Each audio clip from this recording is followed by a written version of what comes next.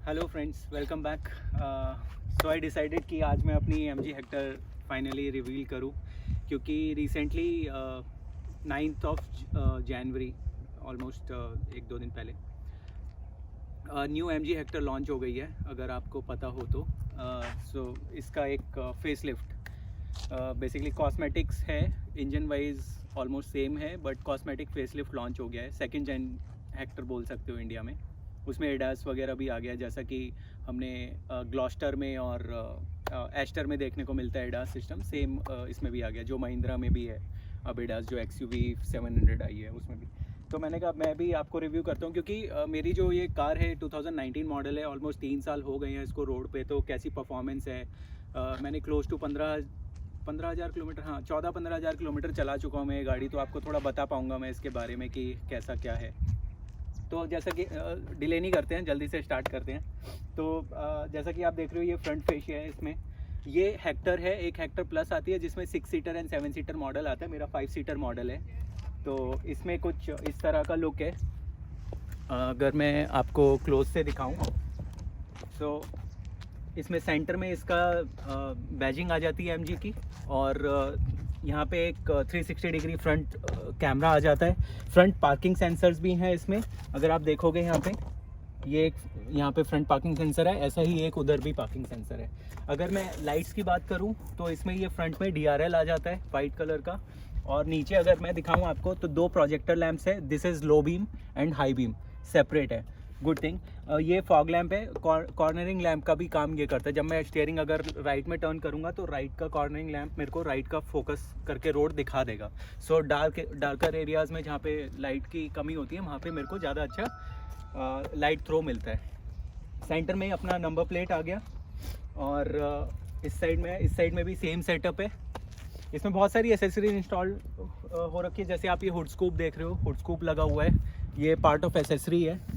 Then यहाँ पे side में इंटरनेट इनसाइड की बैजिंग है, क्योंकि इसमें इनबिल्ट इंटरनेट है, विच मीन्स नथिंग बट जो इसका इंफोटेनमेंट सिस्टम है उसमें एक सिम लगा हुआ है, ई सिम बोल सकते हो आप, जैसे आजकल फ़ोन्स में हम ई सिम इंस्टॉल कर सकते हैं। तो वो खुद का इंटरनेट, इसमें आपको वाईफाई हॉटस्पॉट करने की कोई ज़रूरत नहीं है। ठीक है, अब यहाँ पे देखते हो तो यहाँ पे एक साइड स्कूप इंस्टॉल्ड है, ये भी पार्ट ऑफ एसेसरी है। और अगर मैं टायर्स की बात करूँ तो इसमें 215/60 R17 17 इंची के टायर मिलते हैं, और 17 इंची का ये एलॉय व्हील है। ये भी बिकॉज ये टॉप मॉडल है, शार्प वेरिएंट हेक्टर का, तो इसमें एलॉयज कंपनी फिटेड ही हैं। चारों डिस्क आ जाते हैं, फ्रंट में भी डिस्क है, रियर में भी डिस्क है, ABS EBD everything, hill hold, hill descent, और everything is there. Side mirrors पे इंडिकेटर्स आ जाते हैं, being a top model. All these lights are LED, सारी लाइट्स इसमें LED है। ऐसा कोई भी नहीं है कि कोई हेलोजन बल्ब यूज़ है इंडिकेटर्स में, या बैक में, या फ्रंट में, एवरीथिंग इज़ LED। तो अगर आप यहाँ पे आएंगे, साइड में एक फुट स्टेप इंस्टॉल्ड है इसमें, this is also part of accessory. Then ये डोर के साथ ही है इनबिल्ट, मॉरिस गैरेज जो यहाँ पे लिखा हुआ है। देन डोर हैंडल्स, दोनों डोर हैंडल्स में रिक्वेस्ट सेंसर है, यहाँ पे भी रिक्वेस्ट सेंसर है, जैसा कि आप देख रहे हैं। और एक बार ओवरऑल मैं आपको गाड़ी का लुक दिखा देता हूँ। पीछे भी डिस्क ब्रेक्स हैं, जैसे कि आगे फ्रंट में डिस्क ब्रेक्स हैं सेम। ये मेरा रियर लुक है, ऐसे लाइट्स आ जाती हैं, बीच में बैजिंग आ जाती है, सेंटर कैमरा है, this is everything is company fitted. इसमें आफ्टर मार्केट कुछ है ही नहीं एटलीस्ट। और पीछे आपको रियर वाइपर मिल जाता है। और अगर इसका मेरे को बूट ओपन करना है तो सिंपल मेरे को एक बटन प्रेस करना है and the boot will open itself.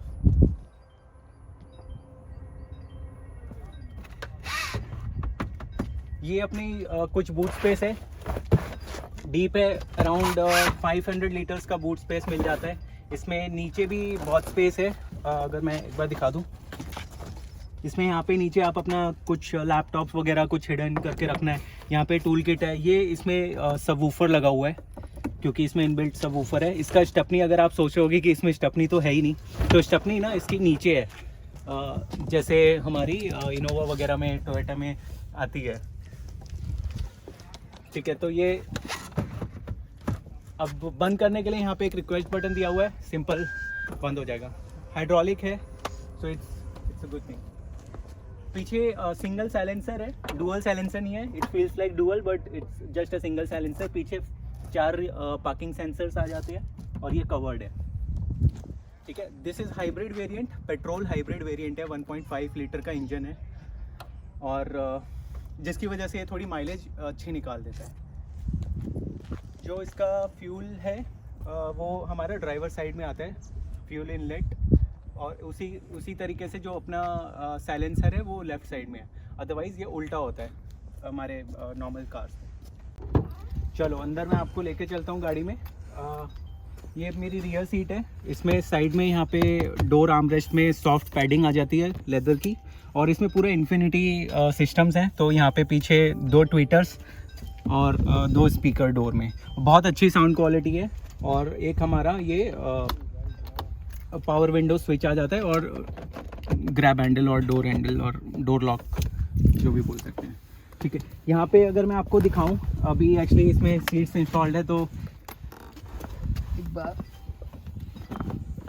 यहाँ पे देखो सेंटर में आर्मरेस्ट आ जाता है, और स्पेस देखो आप, बहुत वाइड स्पेस है, बहुत अच्छा स्पेस है. सेंटर में आर्मरेस्ट आ जाता है, और मतलब 3 लोग तो बहुत आराम से बैठते हैं इसमें गाड़ी में. कोई इसमें वो नहीं है. तीनों के लिए अपने पास हेडरेस्ट आ जाते हैं. 3 हेडरेस्ट है सेपरेट. एंड रियर में हमारे एसी वेंट्स हैं. यहाँ पे एक 5 वोल्ट का सॉकेट है 2 एम्पियर का, और यहाँ पे रियर एसी वेंट है जिसको हम ओपन एंड क्लोज कर सकते हैं और एडजस्ट भी कर सकते हैं. ठीक है. सीट में बैक पॉकेट्स हैं. सीट्स भी ये पूरी लेदरेट सीट्स है जो कि प्री इंस्टॉल्ड है, और साइड एयर बैग्स आ जाते हैं इसमें. चलो अब फ्रंट डोर में हम चलते हैं. फ्रंट में अगर मैं आपको दिखाऊं तो यहाँ पे अपने पास यहाँ पे भी सॉफ्ट पैडिंग है. पियानो ब्लैक फिनिश है. Tweeter and speaker, and then door lock unlock के बटन्स हैं, और 4 पावर विंडो आती है. ये वाली राइट ड्राइवर साइड ऑटो है, ऑटो अप ऑटो डाउन, और 3 हमारे पिलियन और पीछे की सीट्स के पावर विंडो है. यहाँ पे स्टोरेज स्पेसेस अच्छे हैं. यहाँ पे भी अच्छा स्पेस है, अंदर करके हम चीज़ें रख सकते हैं. यहाँ पे आप वाटर बॉटल होल्ड कर लेता है.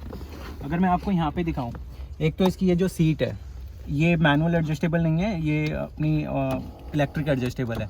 आगे पीछे अप एंड डाउन. ऐसे ही रिक्लाइन के लिए भी ये पीछे ऐसे रिक्लाइन हो जाता है. ठीक है. अपना जो स्टीयरिंग है, स्टीयरिंग भी इसमें हाइड्रोलिक एंड टेलीस्कोपिक दोनों है, टेलीस्कोपिक एंड टिल्ट.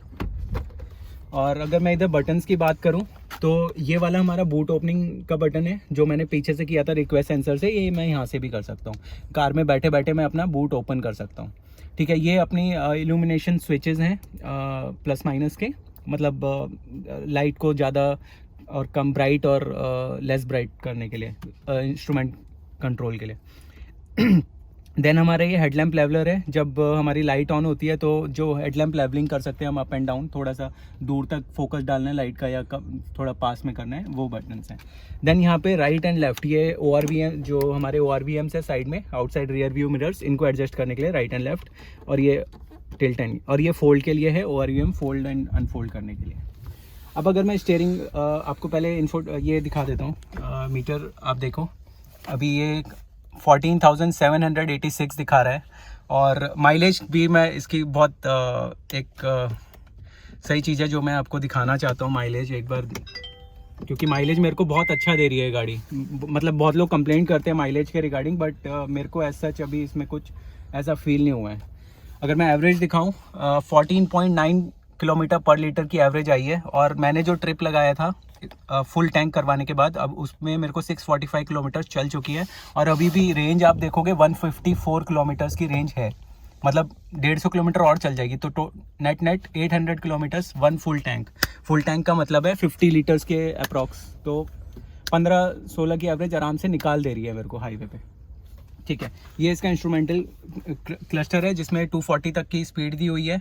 इसमें अलग अलग मोड्स हैं. करंट स्पीड दिखा देता है, रेंज दिखा देता है, ड्राइविंग टाइम, TPMS है. इसमें टेम्परेचर भी दिखा देता है, टायर्स का कितना डिग्री टेम्परेचर है. देन टायर में कितनी हवा है, PSI वैल्यू दिखा देता है. बैटरी ये हाइब्रिड के लिए है, क्योंकि ये हाइब्रिड है, माइल्ड हाइब्रिड है, तो उसकी बैटरी का इंडिकेटर है कि बैटरी कितनी बची है, कितना है. ठीक है.